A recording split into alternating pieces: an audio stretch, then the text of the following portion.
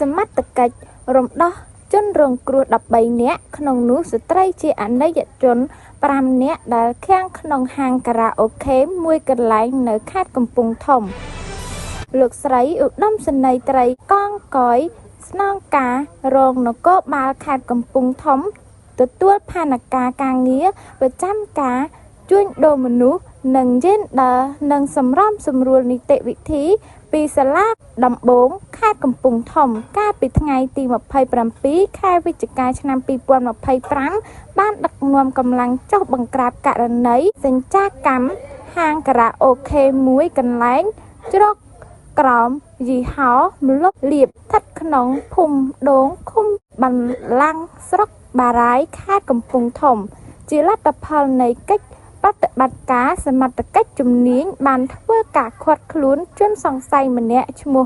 វីសុខីភេទប្រុសអាយុ43ឆ្នាំមានទីលំនៅភូមិដូងឃុំបាឡាំងស្រុកបារាយណ៍ខេត្តកំពង់ធំដែលជាម្ចាស់ទីតាំងព្រមទាំងរំដោះជនរងគ្រោះបានចំនួន8នាក់ស្ត្រីអនិច្ចជនចំនួន5នាក់